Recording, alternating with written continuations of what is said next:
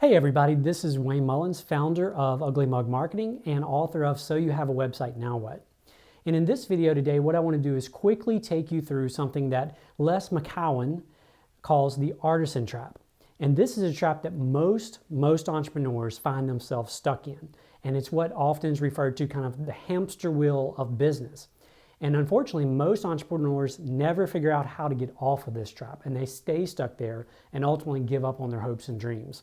So I want to show you what the artisan trap looks like, and then what I'm going to do is show you how to escape that with something that I call the fulfillment model. So let's go ahead and take a look at what the artisan trap looks like. So as you have a business, you go out, and let's just say that for whatever reason you have a web design company. So you go out and you sell a new website. Well, you get a client, and then what happens is you have to fulfill that. So you design it, you code it, and maybe you sell two of them and you design and code both of those. And that's the most you can handle because you're busy designing and fulfilling the two that you previously sold. You finish fulfilling and you realize, oh no, I have no other clients, no other projects to work on. I need some money. Therefore, you turn around and go right back out and you start selling again. You go out and sell, you land a client or two, and then you jump right back in to fulfilling it.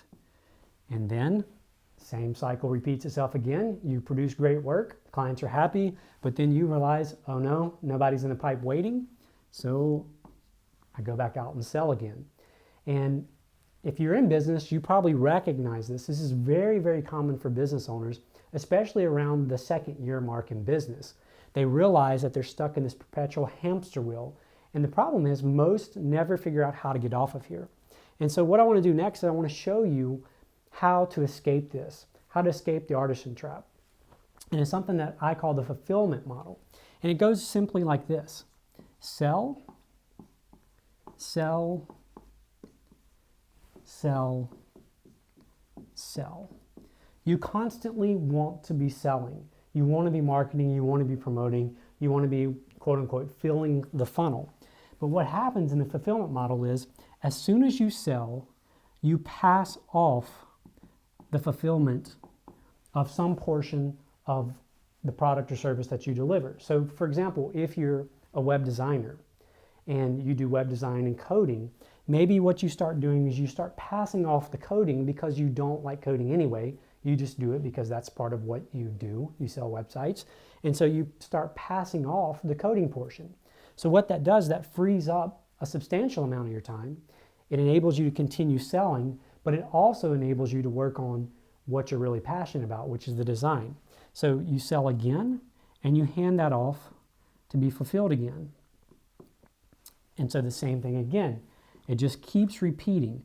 And you can see the difference is, instead of you always being stuck fulfilling and constantly in this role of fulfillment, then stopping, then selling, fulfillment, stopping, selling. What you're doing, you're selling, you're handing off all or a portion of the fulfillment, and you're continuing to sell. And that's exactly what I did when starting Ugly Mug Marketing. Fortunately or unfortunately, I can't code and I can't do graphic design at all. So I had no choice. Whenever I sold a website, I had to hand that off to a designer and to a coder. And so what that did is it freed me up to continually sell, to continually market myself and my products.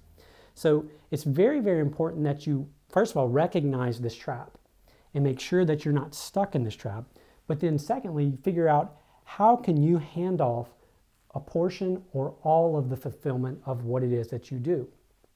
And a couple of questions to help you make the transition into this is, one, ask yourself every single day, what have I done to attract a customer today? So in other words, what proactively have you done? Have you gone out and called on somebody? Have you sent out a newsletter? Have you attended an event? What have you done to go out and attract a customer? And then the next part of that question is, what have I done to fulfill or keep a customer?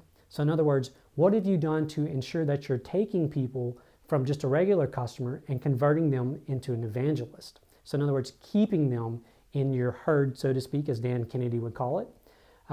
So those two questions, what have I done to attract a customer, and what have I done to keep a customer?